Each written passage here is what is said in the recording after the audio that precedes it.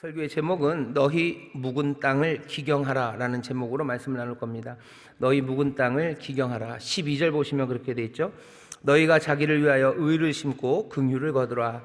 지금이 곧 여호와를 찾을 때니 너희 묵은 땅을 기경하라. 마침내 여호와께서 임하사 의를 비처럼 너희에게 내리시리라. 묵은 땅을 기경하라고 명령하십니다. 오늘 10장도 거의 비슷한 말씀이에요. 이스라엘이 뭘 잘못했는지, 그래서 하나님이 이스라엘에게 재앙을 내리신답니다. 제일 마지막에 있는 14절 15절을 보면 이건 분명히 전쟁입니다. 그러므로 너희 백성 중에 요란함이 일어나며 네 산성들이 다 회파되되 살만이 전쟁의 날에 벳아벨을 회파한 것 같이 될 것이라. 그때 어미와 자식이 함께 부서졌도다. 예전에 그렇게 패했던 전쟁의 그 참화가 다시 올 거고, 15절 보면 너희의 큰 악을 인하여 베델이 이같이 너희에게 행하리니 이스라엘 왕이 새벽에 멸절하리로다. 이스라엘의 왕, 이스라엘 북왕국 이스라엘이죠. 이스라엘 왕 다 망할 거고, 산성은 무너질 거고, 백성들은 요란하게 도망갈 거고, 그 전쟁이, 그래서 패망이 이스라엘에 올 거라고 하나님이 심판을 명하십니다. 계속해서 같은 패턴이에요. 이스라엘이 잘못했어요. 그리고 하나님은 벌 주실 거예요. 오늘 10장 말씀도 같은 패턴인데요, 거기 몇 가지 우리가 눈여겨보아야 되는 게 있습니다. 먼저는 1절 2절 보셔요. 거기 보면 2절에 저희가 두 마음을 품었으니 라는 말이 있습니다. 하나님이 이스라엘 향해서 두 마음을 품었대요. 너희가 두 마음을 품었기 때문에 어떻게 하실까요? 하나님이 계속해서 어디죠? 8절까지 사마리아 왕은 물 위에 거품같이 멸망할 거고, 아웬의 산당은 무너질 거고, 제단들 다 무너질 거고, 너희가 세웠던 주상들, 기둥들 다 쓰러뜨릴 거라고 앞에 1절부터 8절까지에서는 두 마음을 품었다는 이야기를 하십니다. 오늘 먼저 생각해 봐야 되는 건 두 마음을 품는 것에 관한 이야기입니다. 우리도 두 마음을 품는다는 이야기를 많이 들었어요. 그래서 두 마음 품는 게 뭔지 좀 감은 잡힙니다. 아마 여러분들이 생각하는 것에서 많이 다르지는 않을 겁니다. 근데 한번 잘 보시죠. 10장 1절입니다. 이스라엘은 열매 맺는 무성한 포도나무라. 그 열매가 많을수록 제단을 많게 하며 그 땅이 아름다울수록 주상을 아름답게 하도다. 이스라엘이 뭐가 풍요로워집니다. 풍요로워졌어요. 그러면 하나님 앞에 감사하는 거겠죠. 사람들은 열매가 많을수록 제단을 많이 해요. 제단이라는 건 하나님 앞에 드려지는 제사가 많아져요. 좋은 거 아닙니까? 이제 곧 추수감사절도 다가오는데 하나님이 우리에게 많은 선물을 주시고 또 우리의 삶에 복을 주셨으면 우리가 하나님 앞에 감사하는 것 당연한 것 아닙니까? 당연하게 보이죠. 그 다음에 그 땅이 아름다울수록 주상을 아름답게 하도다. 하나님이 그 땅을 윤택하게 하셔요. 그 땅에 복을 주셔요. 그러면 주상을 아름답게 합니다. 제단과 주상, 어쩌면 이 주상은 아세라 주상일 수도 있고요, 아세라 목상일 수도 있고, 아니면 하나님의 전 앞에 뭔가 세운 장식일 수도 있습니다. 1절이 말하는 바는 이런 거예요. 하나님이 복을 주셔요. 하나님이 풍요함을 주십니다. 하나님 풍요함을 주시는데 이 사람들은 뭐를 해요? 제단을 쌓고 제단을 더 많이 만들고 그리고 주상을 더 아름답게 합니다. 뭐가 잘못됐어요? 잘못된 거 없는 것 같죠? 그런데 하나님은 뭐라 그러셔요? 저희가 두 마음을 품었답니다. 저희가 두 마음을 품고 이제 죄를 받을 것이라고 말합니다. 뭐가 심각하게 잘못된 거예요? 하나님은 복을 주셔서 제사를 많이 드리는데, 주상을 많이 세우는데 뭐가 도대체 잘못된 겁니까? 하나님은 여기에 대해서 두 마음을 품는다고. 2절 그 뒤를 보시면 하나님이 그 제단을 쳐서 깨치시며 그 주상을 헐으시리라. 그 주상을 다 깨뜨리신대요. 그리고 그 단을 다 헐어 버리시겠답니다. 이 사람들이 하는 일들은 뭡니까? 이 사람들이 하는 일들은 하나님이 주신 복이라고 생각하며 그것들을 누려요. 그리고서는 제단과 주상을 더 많이 합니다. 그 밑에 깔려있는 이 사람들의 생각은 뭐냐면 더 많은 것들을 얻겠다는 거죠. 제단을 더 많이 쌓고 주상을 더 아름답게 해요. 하나님이 우리에게 이런 복을 주셨죠. 그러니 제단 쌓고 주상을 아름답게 만들어서 더 많은 것을 하나님께로부터 받기를 원합니다. 당연한 것 아닙니까? 라고 생각할지 몰라요. 하지만 다시 하나님은 그것을 싫어하십니다. 그게 두 마음을 품은 거라고 합니다. 하나님을 위한다고 하면서 사실은 다른 것을 위하는 거죠. 하나님을 위한다고 하면서 사실은 나를 위하는 거죠. 생각해 보셔. 하나님 이만큼을 주셨어요. 그런데 이 사람들은 제단을 쌓고 그리고 또 주상을 만들면서 뭘 바라는 거예요? 더 많은 것들을 얻기를 원하는 겁니다. 그럼 이 사람들은 하나님 앞에 나와서 제사하고 하나님 앞에 기도하고 하나님 앞에서 춤추지만 정말로 원하는 건 뭐냐는 거죠. 더 많은 것들을 원하고 있는 것. 하나님이 뭐라 그러셔요?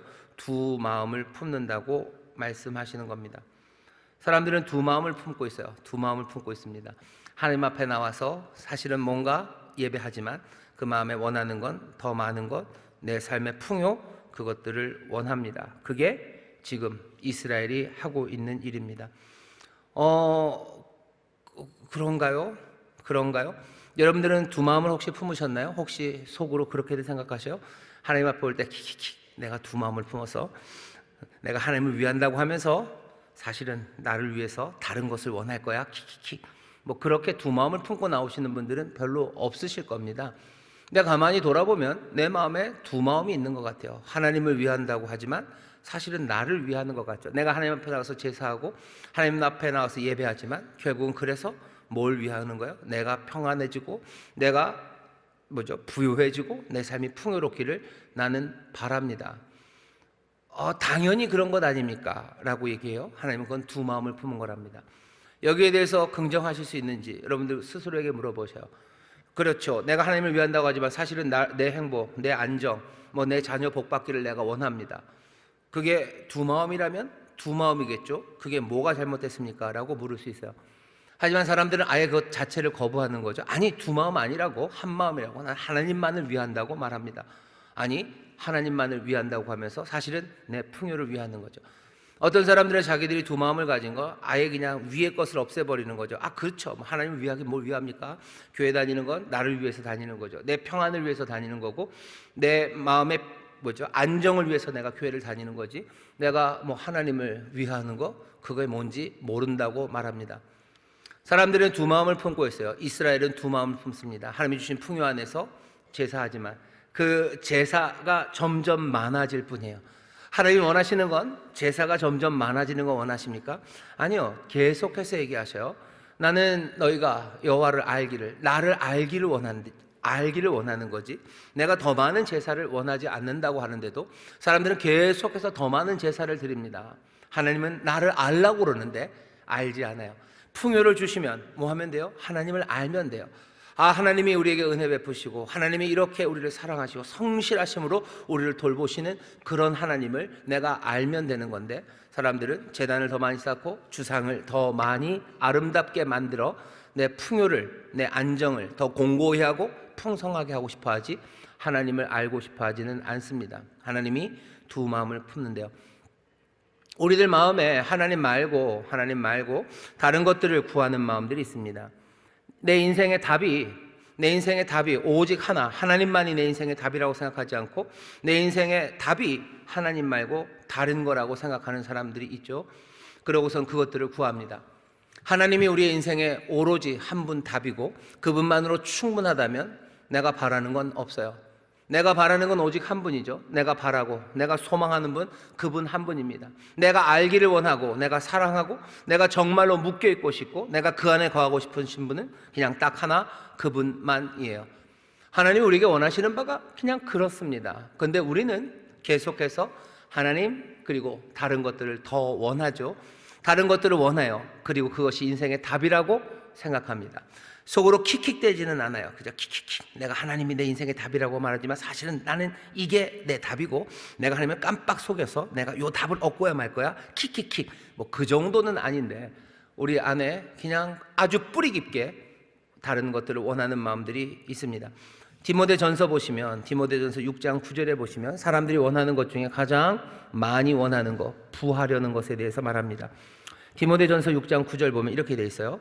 부하려 하는 자들은 시험과 올무와 여러 가지 어리석고 해로운 정욕에 떨어지나니 곧 사람으로 침륜과 멸망에 빠지게 하는 것이라. 돈을 사랑함이 일만하게 뿌리가 되나니 이것을 사모하는 자들이 미혹을 받아 믿음에서 떠나 많은 근심으로써 자기를 찔렀도다. 부하려 하는 자, 그 사람들은 돈을 사랑하는 거예요. 부하려 하는 자는 하나님을 사랑하는 게 아닙니다. 돈을 사랑합니다. 우리는 얘기하죠. 아니요, 우리는 하나님도 사랑한다고. 하나님 그럼 뭐라고 얘기하시는 거예요? 그럼 두 마음을 푼 거죠. 사랑이 둘로 나눠진 거죠. 하나님 사랑한다고 하면서 사실은 돈을 사랑합니다. 뭘로 확인됩니까? 부하려 하는 거죠. 부자가 되려고는 생각이 있는 거예요. 부하려 하는 사람들은 돈을 사랑하는 거죠. 부하려 하는 사람들은 넘어질 거예요. 그 사람들은 멸망에 빠질 겁니다. 돈을 사랑하는 건 일만하게 뿌리예요. 돈을 사랑하니 하나님 사랑하지 않으니 이 삶은 엉망이 되어가고 믿음에서 떠나고 많은 근심을 하게 됩니다. 꼭 돈만은 아닙니다. 여기 부하려 한다 하는 것에다가 다른 건 넣어도 돼요. 하나님 이외의 것으로 내 인생의 답을 삼으려는 사람들, 내가 구하려는 것들이 있죠. 어떤 사람들은 명예를 구하는 사람이 있습니다. 인생은 돈으로 사는 건 아니에요. 명예로 산다고 하면서 뭔가 훨씬 더 고상하게 얘기하지만 그 명예를 구하는 것도 뭐죠? 하나님을 구하는 건 아니에요. 여기 6장 디모데전서 6장 9절에서 10절에 부하려함, 돈, 그게 제일 어쩌면 강력하기 때문에 들어와 있지만 다른 것을 넣어도 거의 비슷해집니다. 9절에 뭐 명예를 구하려는 자라고 해서도 마찬가지예요. 명예를 구하려는 자는 시험과 올무 그리고 여러 가지 어리석고 해로운 정욕에 떨어집니다. 곧 사람으로 침륜과 멸망에 빠지게 될 거예요. 명예를 사랑함 일만하게 뿌리가 될 겁니다. 그것을 사모하는 자들은 미혹을 받을 거예요. 믿음에서 떠나 많은 근심으로 자기를 찌르게 될 겁니다. 하나님 말고 다른 것을 구하면 그럴 수밖에 없어요. 왜? 우리의 삶의 근원이 되시고 우리의 삶의 모든 것 되시는 하나님 말고 다른 것을 구하려는 것은 그렇게 될 수밖에 없습니다. 명예? 그거보다도 뭐 지식을 구하려는 것도 마찬가지죠. 인생이 뭐 있어? 뭐 돈이 많은 게 중요한 게 아니에요. 뭔가 세상에 대해서 많이 아는 것, 지식이 중요하죠. 지식을 구하려는 사람들, 더 똘똘해지려는 사람들, 그 사람들은 시험과 올무, 여러 가지 어리석고 해로운 정욕에 떨어질 겁니다. 그 사람은 침륜과 멸망에 빠지게 될 겁니다. 그래서 지식을 사랑하는 사람, 그 사람 지식을 사랑함이 일만하게 뿌리가 될 거예요. 그것을 사모하는 자들은 점점 더 믿음에서 떠나고 많은 근심으로 자기를 찌르게 될 겁니다. 다른 건 넣어도 마찬가지예요. 권력을 구하려는 사람이 있어요. 세상은 힘이 중요한 거죠. 권력을 구하려는 사람, 그 사람들은 시험과 올무 또 여러 가지 해로운 정욕에 빠져들어갈 겁니다. 그 삶은 점점 더 멸망에 빠져들 거고, 힘을 좋아하는 사람, 그 사람들은 일만하게 뿌리가 될 거고, 그 사람들이 사모하는 그 일로 말미암아 점점 더 근심하고 그리고 또 찔려 그 인생이 힘들게 될 겁니다. 하나님만이 우리의 소망이시고 생명의 근원이신데 하나님 이외의 것으로 인생의 답을 찾으려는 사람들, 그 사람들은 같은 결과를 얻을 거예요. 왜? 두 마음을 품었기 때문입니다. 하나님을 알라고 그러셨어요. 하나님 알고 하나님 사랑하라고 하시는데, 나를 사랑하라고 그러면 된다는데 우리가 다른 것들을 사랑합니다. 더 상황을 묘하게 만드는 건 우리가 구하려는 것에다가 어떻게 하냐면요, 좀 색칠을 합니다. 어떤 색칠을 하냐면 파스텔로 칠하는 거죠. 멋지게 파스텔로 칠합니다. 거기다 뭔가를 좀 뿌려요. 뭐냐면 약간의 겸손을 뿌리는 거죠. 내가 원하는 건 뭐 돈도 아니에요. 내가 원하는 건 뭐 지식도 아니고 세상에서 제일 유명해지고 뭐 명예 아니면 세상의 권력 그런 거 아니에요. 내가 원하는 건 뭡니까? 그냥 특별히 잘나게 살고 싶지도 않고요. 내가 원하는 건 그냥 남에게 빚지지 않고 그냥 조용히 평안히 사는 거, 그게 내가 원하는 거라고. 그러면 될 것 같죠? 아니요, 그것도 마찬가지입니다. 많이 다르지 않습니다. 뭔가 양보한 것처럼 말하지만 어쩌면 여전히 그 고약한 길로 가고 있는 거예요. 사람들이 뭐 남에게 빚지지 않고 그냥 편안히 살아가는 삶, 그게 내가 구하는 거, 그렇기 때문에 얼마나 이상해지는지 아셔? 비굴해지기도 하고, 그리고 또 그것은 당연히 내가 최대한 양보했기 때문에 그것에 대해서는 훨씬 더 간절하고 아니면 훨씬 더 집요하게 그것들을 추구합니다. 하나님이 아니라 그것이 뭐 찬란한 것이건 아니면 소박한 것이건 그것들을 구하려는 것은 당연히 두 마음을 품는 거예요. 인생의 답이 거기 있다고 생각하기 때문입니다. 제가 하는 말을 들으니까 갑자기 복장이 터지시죠? 그럼 도대체 어쩌라는 겁니까? 뭐 이 이상 더 어떻게 합니까? 이런 생각들 드실 거예요. 이 정도면 하나님이 좀 받아들이셔야 되는 거 아닙니까? 이게 뭘 그렇게 잘못했습니까? 왜 이런 거에 하나님 화내십니까? 두 마음을 품었다고 그러고 이 죄를 내가 가만두지 않겠다고 왜 그렇게 화를 내셔요? 내가 그것 좀 구한다고. 아니, 내가 많이 양보해서 내가 무슨 이 대한민국에서 갑부가 되겠다는 것도 아니고 내가 조용히 요 정도에 살고 국민 평형에 살고 내 자녀들에게 뭐 상속세 줄 만큼 남기진 못해도 그래도 뭐래도 좀 애들 손에 쥐어지고 가는 거, 내가 바라는 바가 그건데 그것도 내가 구하지 못합니까? 도대체 뭘 그렇게 잘못했냐고, 왜 화를 내시냐고 아마 그렇게 묻게 될 겁니다. 하나님이 뭘 구하는지에 대해서, 하나님이 뭘 원하시는지에 대해서 우리가 알지 않습니까? 하나님이 뭘 구하시는지 알잖아요. 하나님이 계속해서 하시는 말씀이 여호와를 알라고, 나를 좀 알라고. 얼마나 계속해서 말씀하십니까? 난 제사 원하는 거 아니다. 제사도 필요 없고 나는 인애를 원한다. 여호와를 아는 것, 나 아는 것, 그것 원한다고 그렇게 말씀하셔요. 그렇게 말씀하시는데도 우리는 그건 안 하고 하나님한테 묻는 거죠. 이것도 못하냐고. 하나님은 계속해서 여호와를 알라고. 그래서 우리는 나는 이게 좋다고 지금 계속해서 그렇게 가는 거예요. 양보한다고. 내가 무슨 세상에서 1등으로 부자 되는 것도 아니고 뭐가 되는 것도 아니고 요만큼인데 그걸 못 해주시냐고. 하나님 뭐라고요? 하나님도 양보하지 않으십니다. 나를 알라고, 나를 사랑하라고. 그러면 된다고. 걱정하지 말고 나를 사랑하라. 내가 인생의 답이고 내가 생명의 주인이고 내가 너희를 사랑한다고. 그러니 나를 알라고 그렇게 말씀하시는데 우린 계속해서 내가 좀 부자가 되겠다는데 왜 그러시냐고. 내가 무슨 세상의 갑부가 되겠다고 그러는 겁니까? 요거 하나 구하는데 왜 그러냐고 자꾸 얘기하는 거예요. 하나님 뭐라 그러세요? 두 마음을 품는다는 거죠. 사랑이 갈라진 거예요. 그냥 나를 사랑하고 나를 알고 그러면 되는데, 인생의 답이 여기에 있지 않다고 말하면 되는데, 주님이 내 인생의 답이시고 주님이 내 인생의 소망이시고 주님이 내 삶의 모든 것이라고 이렇게 오면 되는데, 우린 여전히 여기에 미치지 못하는 것들, 그냥 이게 내 인생의 답인 것 같아요. 국민 평형의 아파트, 그냥 어느 정도 빚지지 않는 정도의 삶, 안정적으로 내 자녀들이 직장 갖는 거, 이게 내 인생의 답이라고 생각하는 겁니다. 내 인생의 답이 정말 그렇습니까? 내 인생의 답이 정말 그래요? 하나님이 우리에게 바라시는 바가 그냥 그 삶을 우리에게 주시려고 하나님이 독생자를 우리에게 내어주시며 그렇게 그 사랑을 쏟아 부으셨습니까? 답답하죠. 뭐가 그렇게 어렵습니까? 우리의 삶에서 하나님이 성령의 열매를 맺게 하신다고 하셨어요. 좋죠. 그러면 알겠습니다. 그 다음 이제 넘어가는 거예요. 성령의 열매, 사랑과 희락과 화평과 오래 참음과 자비 양선 추수. 내가 그것을 얻겠습니다. 내가 그 열매를 맺겠습니다 라고 작정을 해요. 그 다음엔 어떻게 합니까? 내가 이 열매를 많이 맺으면 하나님이 내 모든 요구에 응답하시고 내게 복을 주실 것만 같아요. 내가 정말로 성령의 열매를 맺는 사람 되면, 그렇죠? 조금은 달라졌죠. 뭐가 좋아요? 부하는 거 구하지 않아요. 성령의 열매를 잘 맺겠습니다. 그러면 내 삶에 하나님이 복을 주실 거라고 그리로 생각이 넘어갑니다. 이게 뭐예요? 죄라는 것이 갖고 있는 집요함입니다. 끈질김입니다. 이게 도무지 끊어지지가 않는 거예요. 그냥 성령의 열매를 맺으면 내가 그 삶 살아가면 되는데, 그 다음에 그 생각에 붙죠. 내가 이렇게 하면 하나님이 내게 복을 주실 거예요. 이렇게 하면 내가 하나님 앞에서 뭔가 자격을 얻을 것만 같습니다. 죄악의 끈질김이고 그리고 유혹하는 사탄의 집요함입니다.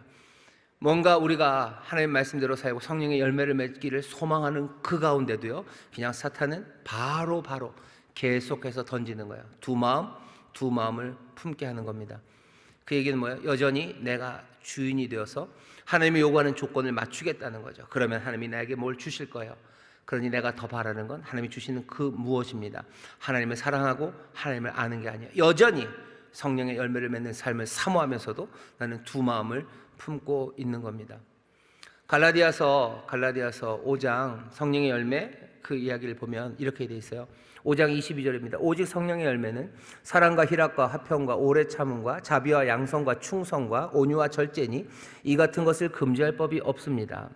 그 다음에 바로 경고하시는 거예요. 24절입니다. 그리스도 예수의 사람들은 육체와 함께 그 정과 욕심을 십자가에 못 박았느니라. 성령의 열매를 통해서 뭔가 다른 욕심들을 꿈꾸십니까?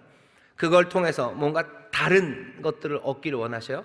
아니, 십자가 예수의 사람들, 그리스도 예수의 사람들은 육체와 함께 그 정과 욕심을 다 십자가에 못 박았어요. 만일 우리가 성령으로 살면 또한 성령으로 행할지니, 내 인생의 주인이 내가 아닙니다. 성령이 주인이셔요. 성령이 주인이시고 성령님이 열매 맺을 겁니다. 우리는 정과 그 모든 욕심을 십자가에 못 박았어요. 그러니 헛된 영광을 구하여 서로 격동하고 서로 투기하지 말지니라. 격동할 일도 없고 열매를 통해서 뭘 어떻게 해보려는 생각, 그런 건 아무것도 없습니다.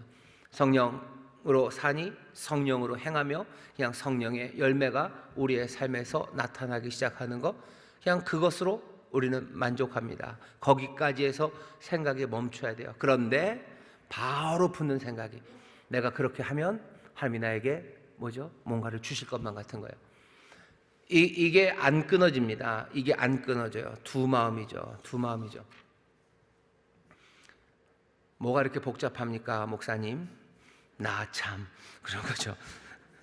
하나님이 왜 그렇게 복잡합니까? 그냥 단순하게 이렇게 살고 그 다음은 좀 내버려 두고 우리가 그렇게 해도 좀 놔두시고 그랬으면 좋을 텐데 왜 그렇게 복잡하냐고, 예수 믿는 게 왜 이렇게 복잡하냐고 우리가 묻습니다. 여러분들은 우리 하나님이 단순한 분이기를 바라시나요? 아주 심플한 분이시길 바라시나요? 어쩌면 심플한 거는 좋은 거죠. 하지만 우리는 어떻게 생각하냐면 우리의 생각보다 더 단순하기를, 우리의 생각보다 더 쉽기를 바라는 거예요. 하나님이 그냥 그렇게 했으면 좋겠어요. 그냥 열매 맺으면 그냥 거기까지 알아먹으시지, 그 뒤에 우리가 어떤 마음을 품고 있는 거 왜 그것까지 신경을 쓰실까? 우리는 하나님이 우리에게 속아 넘어가지 않아서 어쩌면 화나는지도 모릅니다. 우리가 두 마음을 품은 것을 하나님이 자꾸 얘기하시니 뭘 그것까지 보시냐고. 그냥 액면으로 하라고 한 거 했고 열매 맺었으면 그냥 그걸로 만족하시고, 우리가 그 다음에 오는 뭔가를 내가 소망하는 거, 거기에 대해서 신경 끊으셨으면 좋겠다는 거죠. 이건 말이 안 됩니다. 왜? 우리가 지금 만나는 분 하나님이에요. 여러분, 하나님이 그렇게 무지하고 하나님이 그렇게 살피지도 못하는 그런 하나님이시기를 바랍니까? 그런 하나님이라면 뭐하러 믿습니까? 우리가 하나님 앞에 나올 때 우리가 어쩌면 무엄하게 나오는지 몰라요. 하나님 왜 그거 따지시냐고. 그럼 하나님이 바보이길 원하시는 거예요? 하나님 우리보다 어리석길 원하시는 거예요? 우리가 하나님 속여 먹이려고 하시는 겁니까? 우리가 없애야 되는 이 두 마음을 없애야 되는데 그게 아니라 왜 이게 이렇게 어렵냐고 따지는 거예요. 시험 문제를 내면은 어떻게 해요? 학생들 열심히 풀면 돼요. 자기가 틀리면 맞춰서 풀어야 되지, 왜 시험 문제를 이렇게 어렵게 냈냐고 말하는 사람들이 있죠. 그럼 그걸 어떻게 합니까? 생각이 바뀌어져야 되는 거죠. 오늘 우리가 하나님을 배워가는 겁니다. 고난으로 배워갈 거예요. 고민하며 배워갈 거예요. 내가 두 마음을 품고 내가 하나님 말씀대로 산다고는 하지만 사실은 두 마음을 품고, 두 마음을 품은 하나님이 나에게 책망하시고, 내가 계속해서 그 두 마음을 품는다면 하나님이 그것들을 아프게 때리실 겁니다. 이스라엘을 때리듯이 너 두 마음을 품었냐? 네 많은 풍성했던 것들 내가 다 쓸어갈 거고 넘어뜨리겠다고 하시는 거예요. 내가 부요함을, 하나님을 믿어서 하나님을 믿고 하나님을 아는 것, 그 한 마음으로, 그 일편단심, 그 한 마음으로 내가 주를 사랑하며 나가면 됩니다. 근데 그거 하면 이걸 줄 거를 생각하고 부요함을 여전히 원하고 있다면 어떻게 할까요? 두 마음 품은 사람들 하나님이 이것들을 치실 거예요. 이것들 치시고 이것들 쓰러뜨리실 거예요. 그 고난을 통해서 배울 겁니다. 시편 119편 71절 보면 우리는 고난을 통해서 배운대요. 힘들게 배울 겁니다. 힘들게 배우게 하실 거예요. 힘들게 배우게 하셔서 왜 그러십니까? 우리가 우리 자신을 돌아보고 우리가 두 마음 품은 거 알아서 이제 두 마음이 아니라 한 마음으로 주를 알고, 그래서 내가 누군지를 더 깊이 알아가기 시작하고 하나님을 알아가는 그런 사람들, 두 마음이 아니라 한 마음으로 살아갈 수 있도록 하나님이 우리에게 고난을 주셔서 우리로 배우게 하실 거예요. 오늘 우리가 지금 나눈 말씀을 여러분들 한 번에 받아들이기가 어려우실 거예요. 하지만 두렵고 떨리지만 하나님이 여러분들을 고난으로 세게 한번 때리시면요, 이 얘기가 뭔지 조금씩 알아가기 시작할 겁니다. 단번에 알아가는 사람도 흔치 않습니다. 여러 번 맞으면 어쩌면 알아요. 그러지 않기를 바라시는 거죠. 하지만 어쩔 수 없어요. 그냥 고난을 통해서 배우는 거예요. 고민을 통해서 배우는 거예요. 내 마음이 정말로 여호와를 알고 하나님을 사랑하는 마음, 그냥 그것으로 충분하고 그냥 그것으로 내가 만족하는 사람이 되게 하시려고 하나님이 우리를 끌어가셔요. 어떻게 사람이 그렇게 삽니까? 사람은 두 마음으로 사는 건 아니고 하나님을 사랑한다고 하면서 사실은 내 삶의 평안과 아니면 누군가는 내 삶의 명예와 아니면 내 삶의 소박함, 이것들을 구하며 사는 것 아닙니까? 라고 항변하지만 사실은 말씀드렸잖아요. 그 항변은 얼마나 이상한 항변입니까? 하나님이 바라시는 바는 분명한데 우리는 딴 일을 하면서 계속 하나님한테 따지는 거예요. 왜 그러시냐고. 하나님이 얘기하시잖아요. 나를 사랑하라고. 아니, 나만 사랑하라고. 난 질투하는 하나님이라고. 나를 사랑하고 나를 알면 너 염려할 것 없다고 얘기하시는데도 우리는 계속해서 다른 것들을 구합니다. 그리고 그 다른 것들이 인생의 답이 될 수도 없는 거예요. 부요함이 우리 인생의 답이 됩니까? 그냥 국민평형 아파트와 그리고 내 자녀들이 안정된 직장, 그게 내 인생의 답이 됩니까? 이 땅에서 몇 년은 될지 모르겠지만 그것이 영원한 답이 됩니까? 아니, 그것이 나로 하여금 정말로 하나님이 나에게 바라셨던 그 복된 삶, 어쩌면 그 가슴 떨리는 삶, 예수 그리스도의 그 충만한 삶을 그것이 이루어 줍니까? 하도 세상이 어수선하고 엉망이니까 그냥 그것이 답이라고 우리가 생각하는 것이 그게 답이겠습니까? 하나님 우리에게 주시라는 건 훨씬 더 크고 놀라운 것들을 주시려고 하는데 우리는 그냥 이것 붙잡으면서 왜 이러시냐고 두 마음을 품으면서도 우리가 두 마음을 품은 걸 잘 모르는 거예요. 자꾸 고민하게 하시는 거예요. 오늘 고민하는 것도 고난을 통해서 여러분들 배우시는 겁니다. 여러분 지금 고난 받고 계세요. 제가 압니다. 그렇죠? 그냥 좋은 이야기 하면 좋은데 오늘 가을이니까 가을 노래 부르면 좋잖아요. 목사님이 이문세처럼 가을이 오면 아침 햇살이 아름다워요 이런 노래 부르고 흐린 가을 하늘에 편지를 써 이런 얘기하면 좋잖아요. 즐겁게 가시면 되죠. 하지만 오늘 여러분 괴로우시잖아요. 이게 뭔가 싶고 이게 뭔가 내가 믿었던 삶, 내 신앙은 뭔가 고민하게 되고 지금 힘든 시간을 겪으시는 거잖아요. 모든 배움은 고난을 통해서 오는 겁니다. 나를 때리셔서 내 삶의 평이풍파를 일으켜셔서 나를 배우게도 하시고 어쩌면 지금 골치 아프게 하시는 거예요. 지난주 설교 생각나시나요? 제자가 된다는 건 마테이 테스트입니다. 수학이에요. 고민하는 거예요. 내가 고민하고 주를 따른다는 게 그냥 빈 머리로 그냥 양철 깡통 로봇처럼 따르는 게 아닙니다. 예수님의 제자가 된다는 거, 하나님이 바라시는 건 우리가 아들의 형상을 담기를 원하시는 거예요. 우리의 예수 그리스도, 우리 주님, 하나님의 아들은 깡통 로봇입니까? 그냥 머리가 탕 비어서 탱탱 하면서 가시는 분이 우리 주님이셔요? 아니죠. 우리를 고민하게 하셔요. 여러분들 겁나시죠? 이러다 내가 똑똑해질 것 같으시죠? 그러셔야 됩니다. 예수님처럼 우리를 만들려고 하시는 거예요. 내가 정말로 신앙생활 하는 게 뭔지, 내가 정말로 두 마음을 품고 있다는 게 뭔지 참 떨쳐버리기 어렵고, 내 안에 있는 죄의 속성이, 우리의 어쩌면 연약함이 끊임없이 내가 원하는 다른 것들로 마음을 끌어가지만 주님이 이렇게 말씀하시고 또 이렇게 말씀하시며 우리를 어떻게 하시는 거예요? 하나님만을 아는 사람들, 정말 하나님만을 사랑하는 사람들, 두 마음이 아니라 한 마음으로 주를 따르는 사람들, 그 사람들 만들려고 하시는 거예요. 우리가 잘 생각해 보세요. 우리가 한 마음으로 주를 따르기 시작할 때요, 우리의 삶은 달라집니다. 두려운 게 없어요. 내가 걷지 않았던 그 길들을 걸어가기 시작합니다. 내가 구하는 게 있으면요, 거기에 묶여요. 그것들 얻기 위해서 내가 피해야 되는 것도 생기고요, 내가 반드시 붙잡아야 되는 것도 생겨요.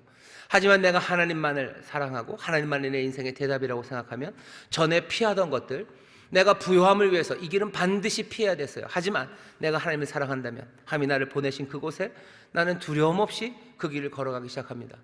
두려움이 없어요. 염려도 없어요. 기쁨과 찬송으로 전과 전혀 다른 삶을 살아가기 시작합니다. 두 마음을 품을 때와 한 마음을 품을 때 얘기가 전혀 달라지는 거예요. 군인들이 전쟁에 나갔을 때도 마찬가지입니다. 뭔가 나라 사랑하는 거 그거 하나만 바라보면 여기 두 마음을 품은 사람과 달라요. 이순신 장군과 원균이 걸어가는 길이 다릅니다. 달라요. 왜? 한 마음을 품은 사람과 두 마음을 품은 사람이 하는 일이 달라요. 피해 돌아가는 게 달라요. 우리가 하나님만을 사랑할 때 어쩌면 이순신 장군이 정말 나라 사랑함으로써 그 한 마음으로 정말로 영웅, 멋지고 위대한 삶을 살았던 것, 그것과 비교할 수 없을 만큼 우리가 하나님만을 사랑하고 살아가기 시작할 때 우리는 하나님의 자녀로 살아가기 시작할 겁니다. 예수 그리스도, 우리 귀하고 아름다우신 주님처럼 살아가기 시작하실 거예요.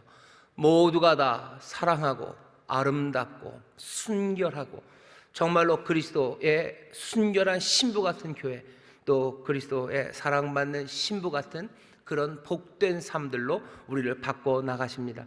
다시 한번 두 마음 품지 마시고 한 마음으로 하나님을 사랑하시고 한 마음으로 주를 바라시기를 주의 이름으로 축원합니다. 충분합니다. 그분이면 충분합니다. 그분이 우리의 인생의 답입니다. 모든 답이 거기에 있어요. 두려워 마시고 이 귀한 소식을 믿음으로 받으시기를 주의 이름으로 축원합니다. 이스라엘은 그렇게 못했어요. 그러니 어쩔 수 없습니다. 두 마음을 품은 사람들은 디모데전서에 있는 것처럼 찔릴 거예요. 넘어질 거예요. 그리고 쓰러질 겁니다. 오늘 호세아 말씀이 그런 거죠. 쓰러진다. 사마리아에 있는 베델에 있는 그 금송아지는 아무것도 아니에요. 다 쓰러질 거고 다 빼앗길 거예요. 베델은 벳아웬이 될 겁니다. 하나님의 집은 벳아웬, 악의 집이 되고 허무의 집이 되어버릴 거예요. 왜? 두 마음을 품으면 그렇습니다. 하나님을 섬긴다고 하면서 우상을 섬겼으니 하나님의 집이 아니라 우상의 집이 되는 게 당연하겠죠. 인생의 참된 소망과 정답, 답이 되신 그분을 사랑한다 하면서 답이 아닌 것들을 찾아갔으니 어떻게 되겠습니까? 답 없는 인생이 되어갈 겁니다. 그리고는 말씀은 이어져요. 호세아서에 보면 자 그렇게 심판을 받습니다. 그리고 호세아서 10장 9절 10절 보면 이 사람들이 여전히 기브아의 시대 이래로 악을 행해요. 그런데 오늘 말씀을 보시면요 11절 12절에 갑자기 좋은 이야기가 나옵니다. 11절 12절은 어떻게 이해하셔야 되냐면 하나님이 이스라엘과 유다에 기대하는 바예요. 에브라임은 마치 길들인 암소 같아서 곡식 밟기를 좋아하나 내가 그 아름다운 목에 멍에를 메우고 그의 위에 사람을 태우리니 유다가 밭을 갈고 야곱이 흙덩이를 깨뜨리리라. 여기 11절에 나오는 건 다 농사 짓는 겁니다. 길들인 암소처럼 착한 암소죠. 곡식 밟기를 좋아해요. 곡식 밟는 거는 추수하는 겁니다. 추수하는 일에 이 암소는 아주 즐겁게 추수하는 그 노동에 동참합니다. 내가 그 아름다운 목에 아주 애정 넘치는 말씀이죠. 멍에를 메우고 아이고 애정 넘치는 암소한테 왜 멍에를 메웁니까? 그건 꼭 멍에가 무슨 소 목 조을리려고 하는 건 아니에요. 그 소가 즐거워하는 일, 그 일을 농부와 함께 하기 위해서 멍에를 메웁니다. 그 위에 사람을 태우리니 유다가 밭을 갈고 야곱이 흙덩이를 깨뜨리리라. 그 밭을 갈죠. 소가 밭을 가고 흙덩이 그 뭐라 그러냐 가래라고 그러나요? 그런 거 이렇게 놓으면서 그 오래된 묵은 굳은 땅들 그것들을 깨뜨리면서 농사 짓기 좋게 만들어요. 추수하고 그리고 밭 갈고 농사를 시작합니다. 이건 농사의 순환이에요. 유다가 이스라엘이 특별히 에브라임이 농사 짓기 시작할 거예요. 농사 지을 겁니다. 어떤 농사를 짓습니까? 12절 보면 너희가 자기를 위하여 의를 심고 긍휼을 거두라. 농사가 시작됩니다. 의를 심어요. 그리고 긍휼을 거둡니다. 지금이 곧 여호와를 찾을 때니 너희 묵은 땅을 기경하라. 마침내 여호와께서 임하사 의를 비처럼 너희에게 내리시리라. 하나님이 이스라엘에 기대하는 바는 농사 짓는 겁니다. 농사가 일상이듯이요. 농사 지으며 살듯이 이 사람들이 살아가기를 원하셔요. 에브라임이 살아가기를 원해요. 유다가 살아가기를 원합니다. 어떻게? 의를 심어요. 그리고 긍휼을 거두기를 바랍니다. 의를 심어야 긍휼을 거둔다. 그 관계를 따지는 것도 의미가 있겠지만 그냥 이렇게 생각하시면 돼요. 농사를 짓는데 지금 뭐가? 의가 심겨지고 긍휼이 거둬져요. 농사 짓는 일상의 삶에서 보여지는 건 의와 긍휼입니다.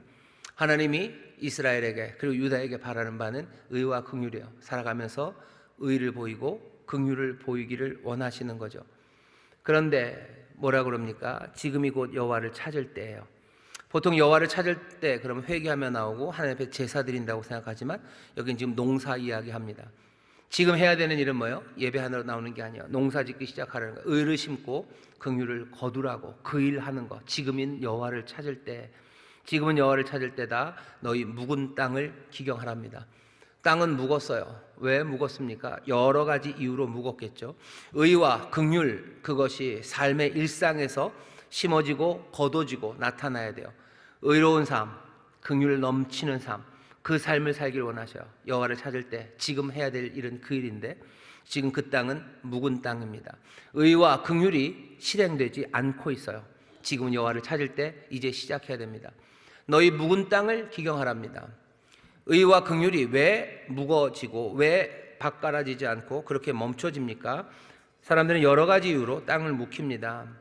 우리가 여러 가지 이유로 의와 긍휼을 행하지 못해요. 왜 그렇죠?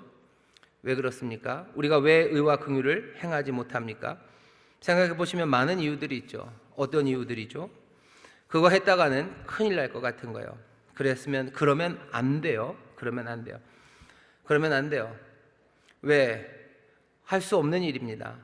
의와 긍휼을 행했다가는 큰일 날 거예요. 그러니 어쩔 수 없어요. 그러니 그냥 묵혀져 있는 겁니다. 이런 경우도 있죠. 그냥 의와 긍휼이 중요하지 않다고 생각하는 거예요. 아예. 여러분들은 어떻게 생각하십니까? 성도 여러분들, 의와 긍휼이 중요합니까?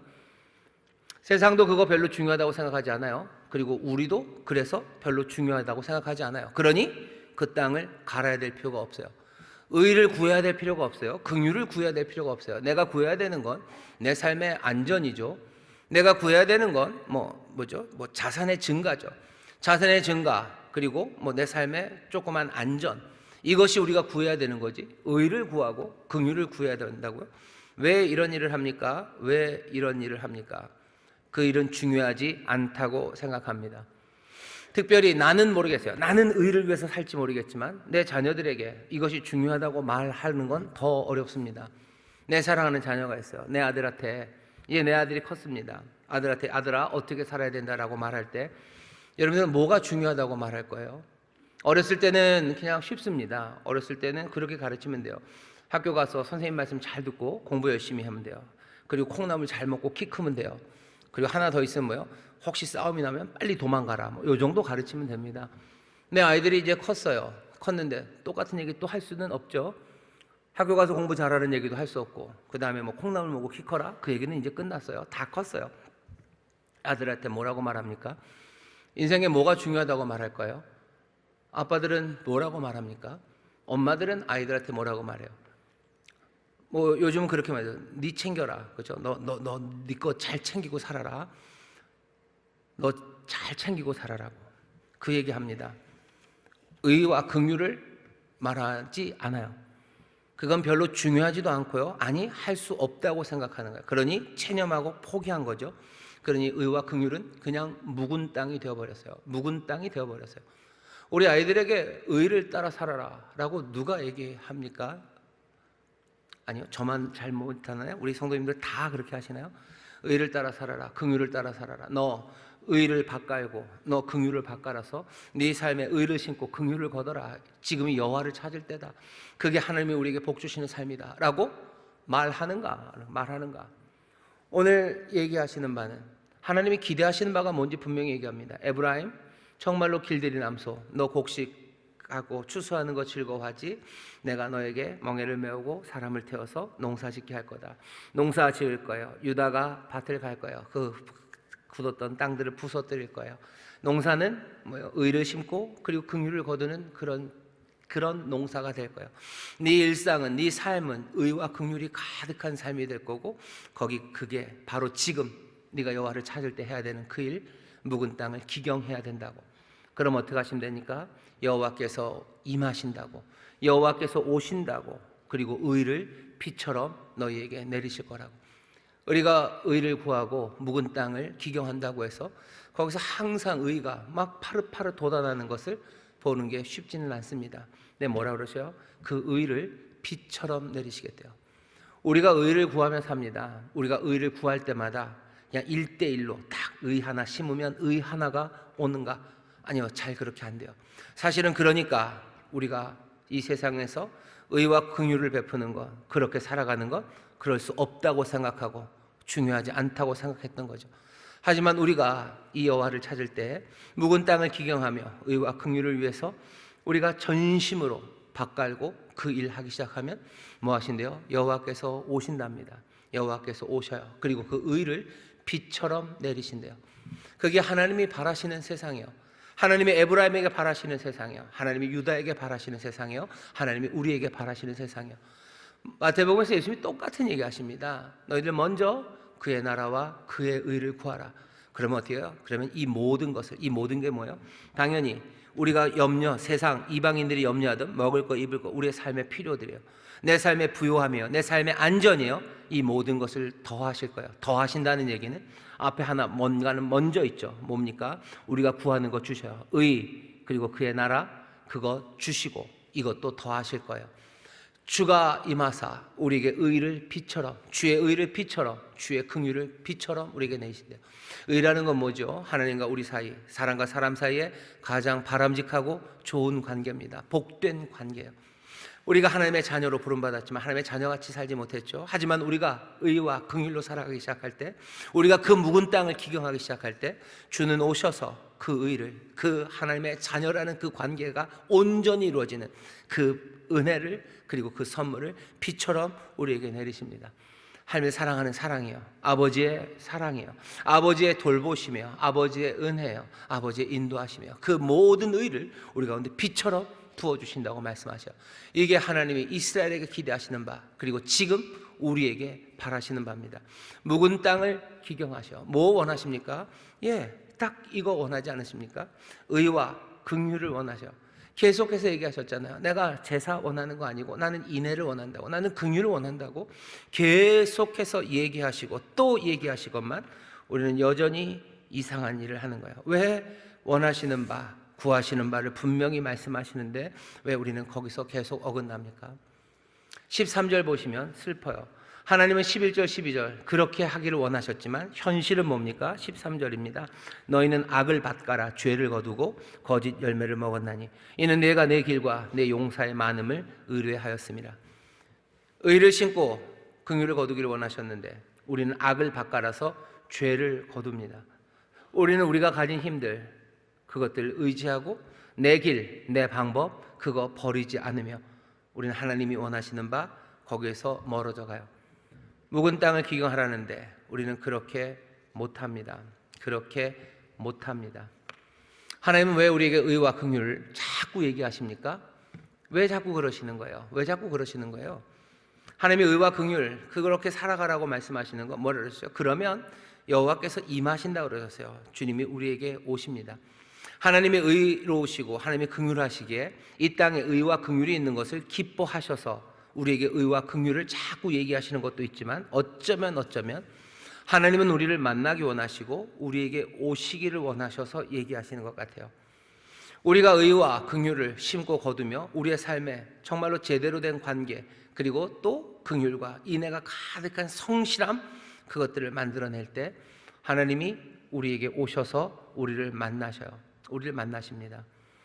하나님이 제사로 만나자고 하지 않으셨어요. 너희가 무슨 향기로운 기름을 태우면 내가 오겠다라고 하지 않으셨어요. 네가 의와 긍휼을 그렇게 하면 내가 임하고 내가 의를 비처럼 내리겠다고. 무슨 얘기하시는 겁니까? 하나님은 우리를 만나고 싶어 하시고 우리에게 복 주기를 원하셔서 우리에게 의와 긍휼을 자꾸 얘기하시는 거예요. 우리를 살리기 위해서, 우리를 만나시기 위해서, 우리를 사랑하셔서 의와 긍휼을 말씀하시는 겁니다. 의를 이루어가기 시작하셔요. 의는 제대로 된 관계입니다. 하나님과 우리 사이에 의를 이루셔요. 하나님이 하나님이시고 우리는 그 백성입니다. 우리는 하나님 앞에 순종함으로 나가고 하나님을 경외하고 또 하나님을 두려워함으로 살아가요. 우리의 의가 이루어져요. 내 남편과 아내 사이에 의가 이루어져요. 남편은 남편으로, 아내는 아내로서 가장 좋은 관계가 뭔지 그것 만들어가는 거예요. 이 관계, 좋은 관계가 뭔지 모르면 하나님 말씀 찾으면 됩니다. 세상에 하는 이야기 들리지 마세요. 세상은 남편과 아내는 뭐예요? 무슨 관계입니까? 뭐가 제일 바람직한 관계입니까? 남편은 돈 벌어오고 아내는 돈을 쓰는 관계. 그게 최고. 그 관계 그건 의로운 관계 아닙니다. 하나님이 그렇게 얘기하지 않으셨어요. 부모와 자녀 관계 뭡니까? 부모는 그냥 아이 뒷바라지하고 쪽쪽쪽쪽 아이들은 그냥 엄마 등골 빼먹는 거. 그게 부모와 자녀의 관계입니까? 아니요. 부모와 자녀의 관계가 어때야 되는지. 자녀는 부모를 공경하는 거예요. 끝까지 돌봐드리는 거예요. 부모는 자녀에게 하나님의 말씀 가르치고 하나님 사랑하는 것 그거 보여주는 거예요. 그게 의입니다. 그 의를 구하는 거죠. 내가 일하는 사람들은 어떻게 합니까? 얘기하시잖아요. 죽게 하듯 하는 거예요.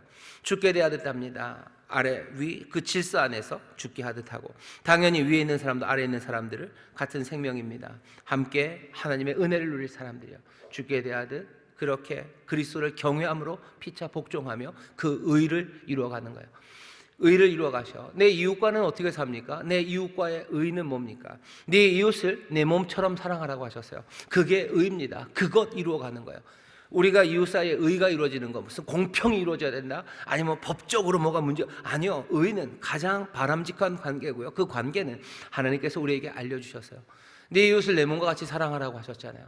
사랑이 뭔지 모르겠는데요, 여러 가지 것들을 알려주셔. 지게석 옮기지 말고 네 이웃들 어려움에 처하면 네가 있는 거 덜어내서 아무 가치 없는 거라도 가치 있는 것처럼 쳐주고 사주고, 그리고 어려움이 시간이 지나면 영원히 어려움에 처하게 하지 말고 시간이 지나서 기쁨의 해가 오면 그거 다시들 돌려주고, 그게 의입니다.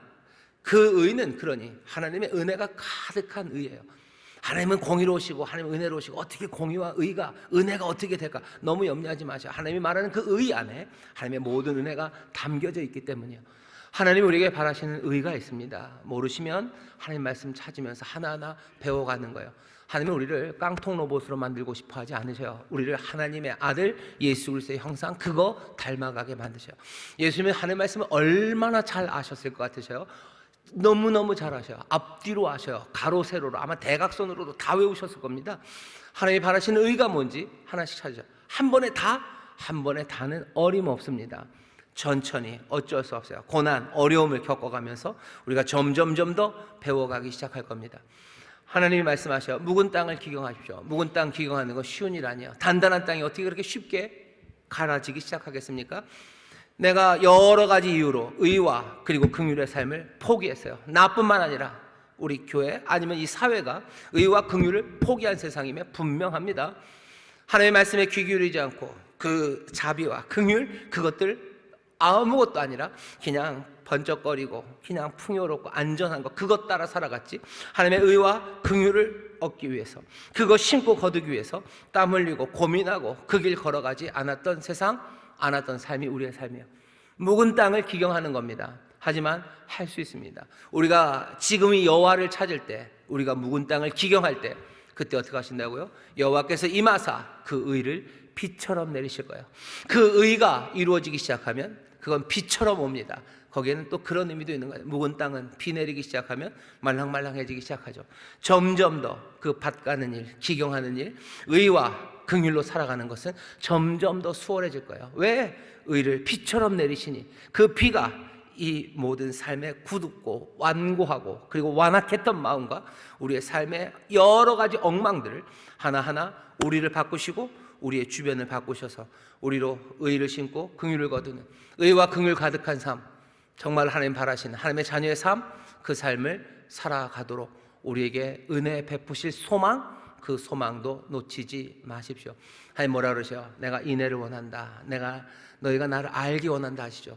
그러니 여러분들 두 마음 품지 마시고 여호와를 아셔요. 그리고 인애를 원한다고 하십니다. 그러니 묵은 땅을 이제 기경하기 시작하십시오. 말씀의 의로움이 뭔지, 정말로 좋은 관계에서 하나님의 말씀이 뭐라고 말씀하시는지 그거 붙잡고 긍휼함으로 성실함으로 이 밭을 갈기 시작할 때 주님이 임하시고 주님이 비처럼 내리시는 그 놀라우신 은혜, 하나님 나라의 임재를 우리가 함께 누리게 될 줄 믿습니다.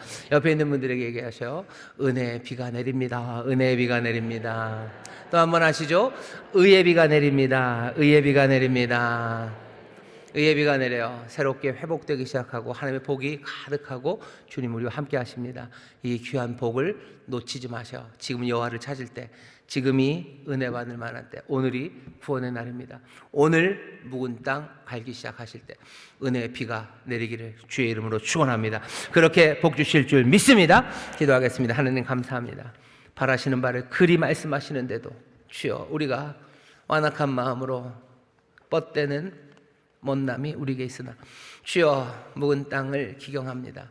어쩜 우리의 완악한 마음이 갈아엎어지기를 원하고 우리의 삶에 정말로 의와 긍휼을 위한 새로운 도전과 순종이 시작되게 하여 주옵소서. 아버지, 두 마음 말고 한 마음으로 주를 따르길 원합니다. 계속해서 우리를 붙잡고 우리에게서 떠나지 않는 이 두 마음, 그러나 주여 우리가 이제 그것을 보고 알았으니 주의 도우심을 구하며 성령의 도우심 구하며 점점 더 한 마음으로 주를 사랑하며 한 마음으로 주 앞에 나가는 이들 되도록 성령님 도우시고 또 새롭게 하여 주옵소서. 감사드리며 예수님 이름으로 기도하옵나이다. 아멘.